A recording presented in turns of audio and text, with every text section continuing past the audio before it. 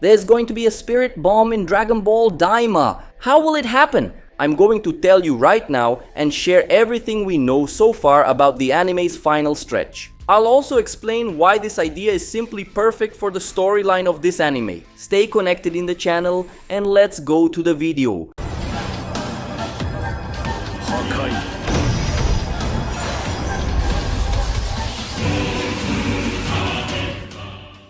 Just like the energy from people powers up Goku's spirit bomb, your like also greatly boosts this video's reach on the platform. So leave a like to help us out and don't forget to subscribe to the channel if you haven't already, okay? Folks, as we know, the story of Dragon Ball DAIMA is a mix of original content and reused material from other parts of the franchise. For example, as original content, we have the entire journey to the Demon Realm, which introduces us to a lot of new things, adding significantly to the lore of the franchise as a whole. However, we're also seeing a lot of reused ideas, like various concepts from both canonical and non-canonical stories being reintroduced. In this anime, there are several references to Dragon Ball Classic, the plot ties into the final saga of Dragon Ball Z, and many ideas from Dragon Ball GT have been reintegrated into this anime in a different way. Starting with episode 1, we're introduced to the villain Goma, who is essentially identical to Pilaf in terms of concept. Both are short guys with delusions of grandeur and comedic personalities. Moreover, just as Pilaf forms a trio with his henchmen, Mai and Shu, Goma also forms a trio when he arrives on Earth,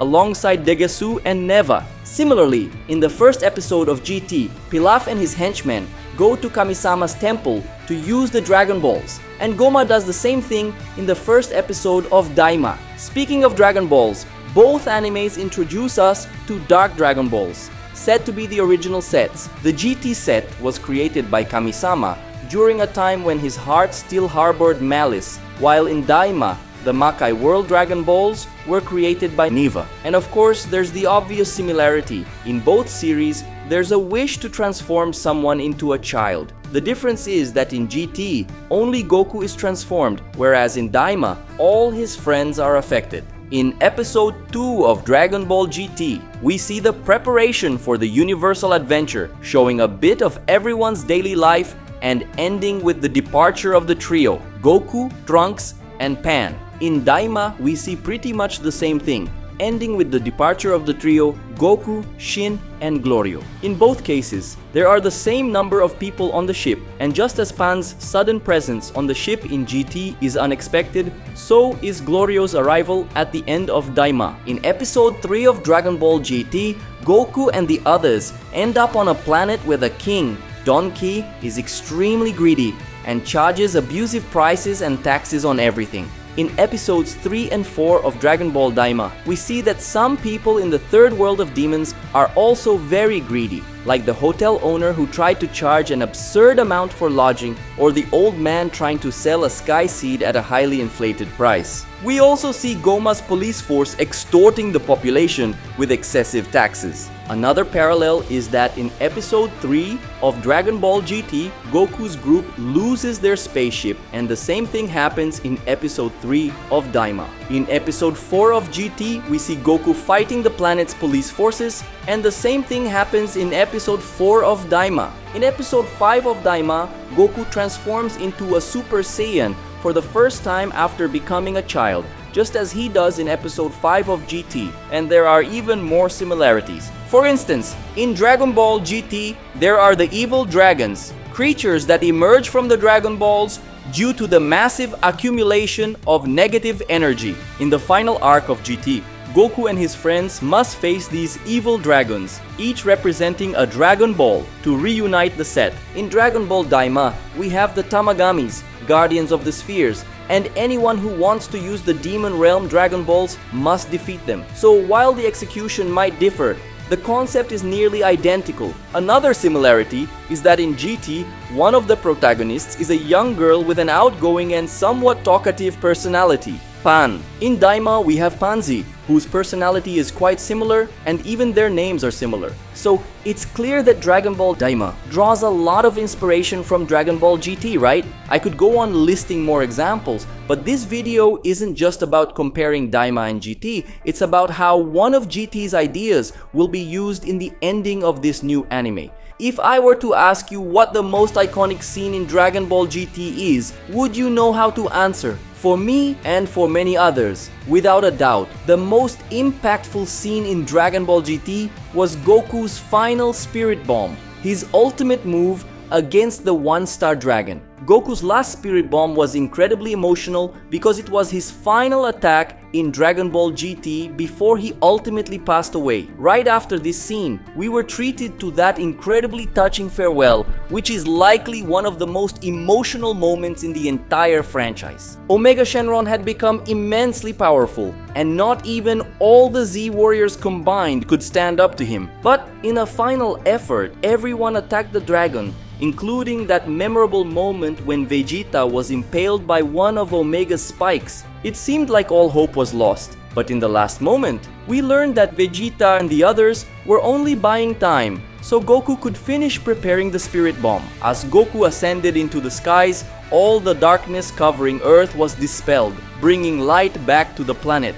Knowing that the energy of Earth's inhabitants alone wouldn't be enough to defeat Omega Shenron, Goku asked for energy from all the universe's inhabitants. With the help of the Kais, his message was transmitted, and we saw people across the universe, especially those he and his friends had met during Dragon Ball GT, sending their energy to him. This was how he managed to gather enough power to finally defeat Omega Shenron. Without a doubt, it's one of the most emotional scenes in the entire franchise. In Dragon Ball DAIMA, a very similar scenario is taking shape. I've already mentioned the many similarities between the adventure in Dragon Ball DAIMA and the one in Dragon Ball GT, right? Well, just as Goku and his friends met many people across the universe in Dragon Ball GT, they are now meeting lots of folks in the Demon Realm in Dragon Ball DAIMA. Additionally, Goku is building quite a reputation in the Demon Realm because of his actions, such as taking on Goma's military police